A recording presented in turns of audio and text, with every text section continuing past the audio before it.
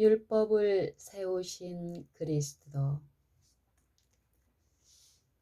대저 여호와는 우리 재판장이시요 여호와는 우리에게 율법을 세우신 자시요 여호와는 우리의 왕이시니 우리를 구원하실 것임이니라.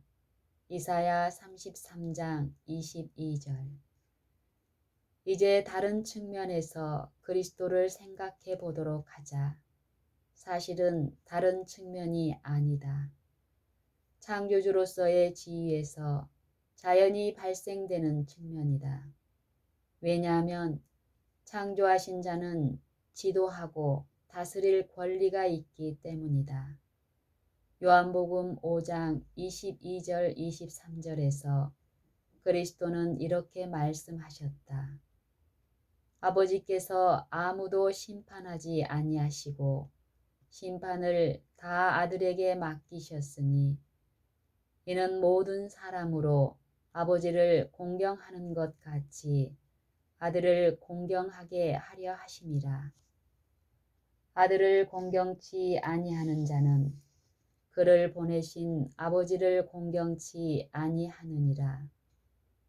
그리스도께서 아버지를 대리하여 창조하신 것처럼 아버지를 대리하여 율법을 세우고 집행하신다. 몇 구절의 성경 말씀을 보면 충분히 알 수 있을 줄 믿는다. 민수기 21장 4절 6절에서 이스라엘 백성들이 광야에 있을 때에 일어난 사건의 그 일부를 기록하고 있다. 그 기록을 읽어보자. 백성이 호르산에서 진행하여 홍해길로 쫓아 에돔 땅을 둘러 행하려 하였다가 길로 인하여 백성의 마음이 상하니라. 백성이 하나님과 모세를 향하여 원망하되 어찌하여 우리를 애굽에서 인도하여 올려서 이 광야에서 죽게 하는고 이곳에는 식물도 없고 물도 없도다. 우리 마음이 이 박한 식물을 싫어하노라 하매 여호와께서 불뱀들을 백성 중에 보내어 백성을 몰게 하심으로 이스라엘 백성 중에 죽은 자가 많은지라. 백성들이 하나님과 모세를 향하여 원망하면서 왜 우리를 이 광야로 인도했느냐고 질문했다. 그들의 지도자에게 트집을 잡았던 것이다. 이런 행위 때문에 뱀에 물려 죽임을 당하게 되었다. 이제 이 사건에 대해서 사도 바울이 한 말씀을 읽어보자. 저희 중에 어떤 이들이 주를 시험하다가 뱀에게 멸망하였나니 우리는 저희와 같이 시험하지 말자. 고린도전서 10장 9절. 이 말씀은 무엇에 대하여 말하고 있는가? 그들이 원망했던 인도자는 바로 그리스도였다. 이것은 모세가 바로의 딸의 아들이 되기를 거절하고 이스라엘 백성과 운명을 같이 했을 때에 애굽의 모든 보화보다는 그리스도를 위하여 받는 능욕을 더 큰 보화로 여겼다는 사실로 더욱 확실하게 알 수 있다. 히브리서 11장 26절. 고린도전서 10장 4절에서 바울은 이렇게 말한다.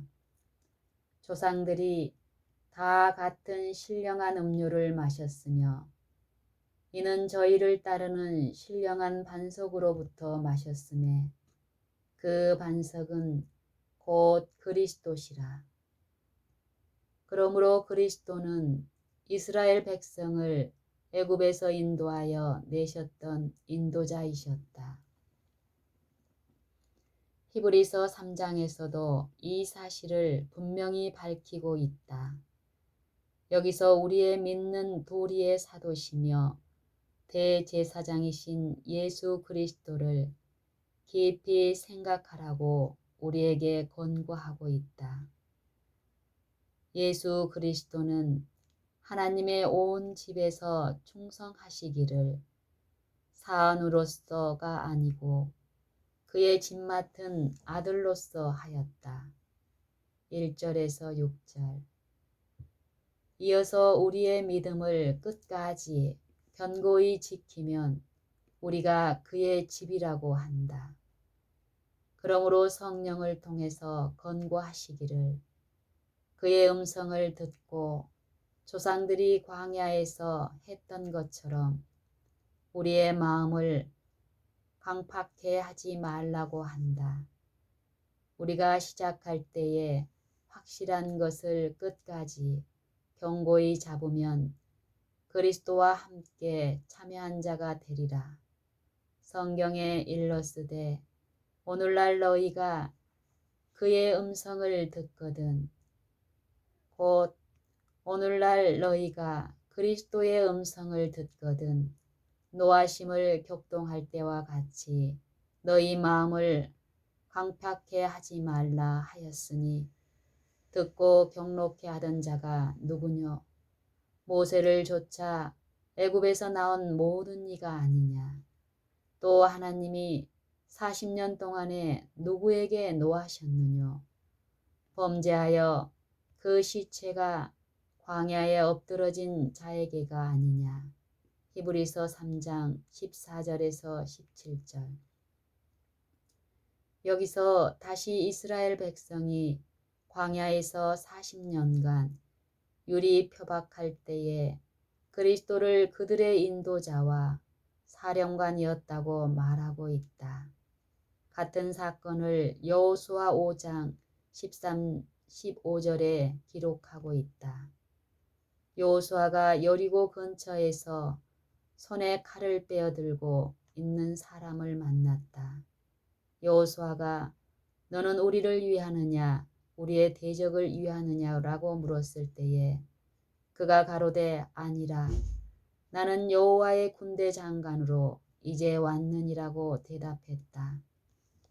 사실 그리스도께서 비록 눈에는 보이지 않았지만 이스라엘의 실제적인 인도자가 되셨다는 것을 아무도 논박하지 않을 것이다. 모세는 보이는 이스라엘의 지도자였으나 보이지 아니하는 자를 보는 것 같이 하여 참았다. 모세더러 가서 하나님의 백성을 구원하라는 사명을 주신 분은 그리스도이셨다. 이제 출애굽기 20장 1절 3절을 읽어보자. 하나님이 이 모든 말씀으로 일러 가라사대 나는 너를 애굽 땅 종 되었던 집에서 인도하여 낸 너희 하나님 여호와로라. 너는 나 외에는 다른 신들을 내게 있게 말지니라. 누가 이런 말씀을 하셨는가? 그들을 애굽 땅에서 인도하여 내셨던 분이다. 이스라엘을 애굽에서 인도하여 낼 때의 지도자는 누구였는가? 그리스도이셨다. 그러면 누가 시내산에서 율법을 말씀하셨는가? 그리스도이셨다. 그는 바로 아버지의 영광의 광채시요 그 본체의 형상이며 하나님을 인간에게 보여주신 분이었다. 또 모든 만물을 창조하신 창조주시요 모든 심판을 이임받는 분이시다. 이 점을 다른 방법으로 증명할 수 있다. 주님께서 오실 때에 호령으로 무덤을 꿰뚫어서 죽은 자들을 일으켜 살리실 것이다. 데살로니가전서 4장 16절, 요한복음 5장 28절 29절. 여호와께서 높은 데서 부르시며 그 거룩한 초소에서 소리를 발하시며 그 양의 우리를 향하여 크게 부르시며 세상 또는 거민을 대하여 포도 밟는 자같이 외치시리니 요란한 소리가 땅끝까지 이름은 여호와께서 열국과 다투시며 모든 육체를 심판하시며 악인을 칼에 붙이심을 인함이라 하라. 여호와의 말이니라. 에레미야 25장 30, 31절.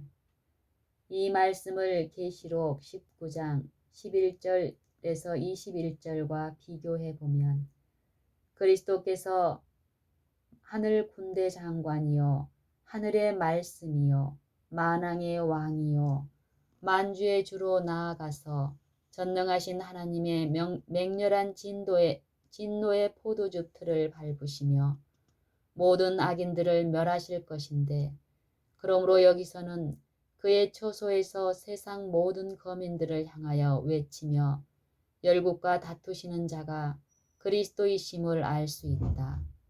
선지자 요엘은 여기에 덧붙여서 이렇게 말하고 있다. 나 여호와가 시온에서 부르짖고 예루살렘에서 목소리를 발하리니 하늘과 땅이 진동되리로다. 요엘 3장 16절. 다른 성경 구절을 좀 더 들 수 있지만 생략하고 이상과 같은 성경절에서 알 수 있는 것은 주님께서 그의 백성을 구하려고 오실 때에 하늘과 땅을 진동하는 목소리로 말씀하신다는 것이다. 땅이 취한 자같이 비틀비틀하며 침망같이 흔들리며 이사야 24장 20절. 하늘이 큰 소리로 떠나가고 베드로후서 3장 10절. 이제 히브리서 12장 25절 26절을 보도록 하자. 너희는 삼가 말하신 자를 거역하지 말라. 땅에서 경고하신 자를 거역한 저희가 피하지 못하였거든. 하물며 하늘로조차 경고하신 자를 배반하는 우리일까 보냐. 그때에는 그 소리가 땅을 진동하였거니와 이제는 약속하여 가라사대 내가 또 한 번 땅만 아니라 하늘도 진동하리라 하셨느니라. 땅에서 말씀하신 자의 음성이 땅을 진동시켰던 때는 시내산에서 율법을 주실 때였다. 땅에서 말하신 자의 음성이 땅을 진동시켰던 때는 시내산에서 율법을 주실 때였다. 출애굽기 19장 18에서 20, 히브리서 12장 18에서 20. 그 두려움기가 전례에 찾아볼 수 없고 앞으로도 주께서 하늘의 모든 천사들과 같이 오셔서 그의 백성을 구원하실 때까지 없을 그런 사건이었다. 그러나 꼭 알아두어야 할 점은 당시 땅을 진동시켰던 그 음성이 장차 땅뿐만 아니라 하늘도 진동하리라는 것이다. 그런데 열국과 다투실 때에 하늘과 땅을 진동시킬 만큼 내는 큰 소리는 그리스도의 음성이라는 것을 보았다. 그러므로 시내산에서 십계명을 반포하실 때에도 들린 음성은 그리스도의 음성이었다는 것을 알 수 있다. 이것은 그리스도께서 창조주이시며 안식일을 제정하신 분이라는 것을 배우면서 자연히 내릴 수 있는 결론에 불과하다. 사실 그리스도께서 하나님의 모든 속성을 소유하신 하나님이시며 모든 점에서 아버지와 동등하시며 또 창조주시요 율법을 세우신 자라는 사실은 구속의 경륜에 나타난 유일한 능력이 된다. 이것만이 구속을 가능하게 할 뿐이다. 그리스도께서 죽으신 것은 우리를 하나님 앞으로 인도하려 하심이었다. 베드로전서 3장 18절. 그러나 만일 1점이라도 부족하여 하나님과 동등하시지 않았다면 우리를 하나님에게 인도하실 수 없었을 것이다. 그리스도께서 하나님이 아니셨다면 다만 인간적인 재물에 불과했을 것이다. 만일 우주에서 가장 탁월한 지성적인 존재로 창조함을 받았다고 인정한다 하더라도 그것은 아무런 의미가 없다. 그랬다면 율법에 얽매인 종이 되어 그 이상의 일을 할 수 있는 능력이 없으셨을 것이다. 일찍이 창조함을 받은 가장 높은 천사라 할지라도 하나님과는 무한한 간격이 있다.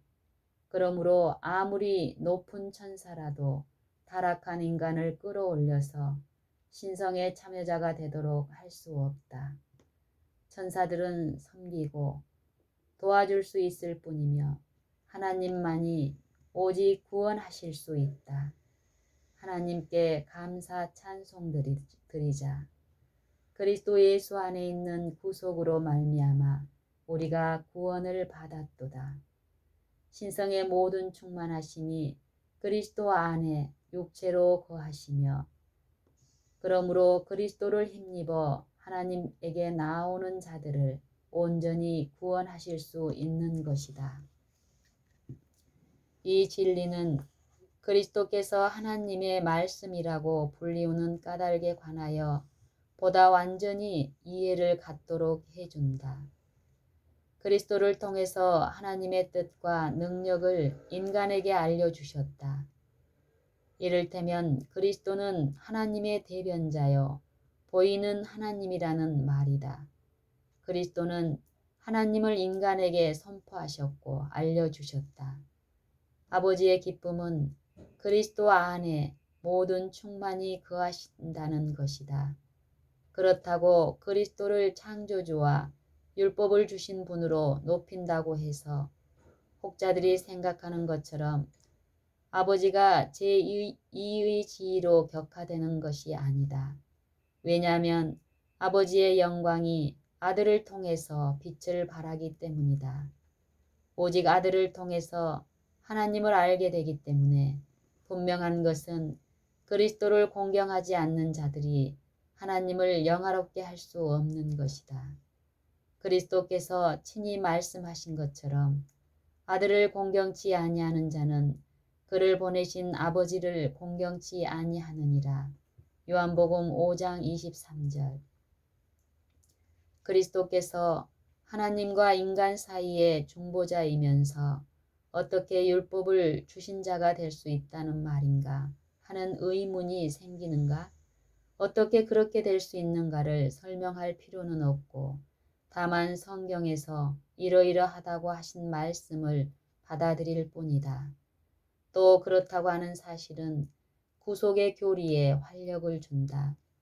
죄인이 값없이 완전한 용서를 받을 수 있다는 보증은 율법을 세우신 자가 반역하고 거절한 우리를 위하여 자기 자신을 바치셨다는 사실에 있다.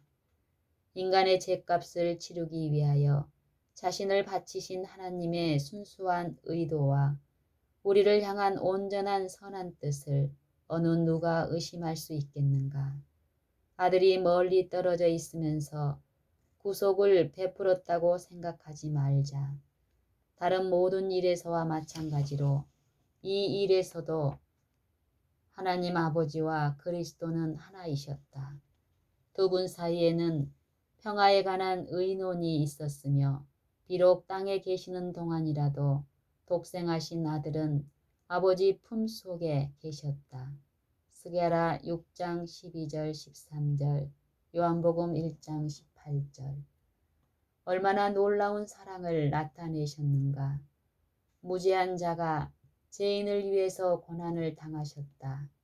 의로운 자가 불의한 자를 위해서, 창조주가 피조물을 위해서, 율법을 제정하신 자가 범법자를 위해서, 왕이 그 반역한 신하들을 위하여 고통을 당하셨다.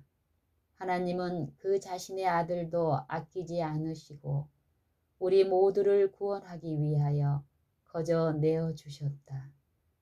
그리스도께서 자신을 자원하여 우리를 위하여 바치셨는데 어찌 그와 함께 모든 것을 우리에게 거저 주시지 않겠는가. 이보다 더 크고 무한한 사랑을 어디에서도 찾을 수 없을 것이다. 주님께서 이렇게 말씀하시는 것이 당연하다. 내가 내 포도원을 위하여 행한 것 외에 무엇을 더할 것이 있었으랴. 내가 내 포도원을 위하여 행한 것 외에 무엇을 더할 것이 있었으랴. 이사야 5장 4절.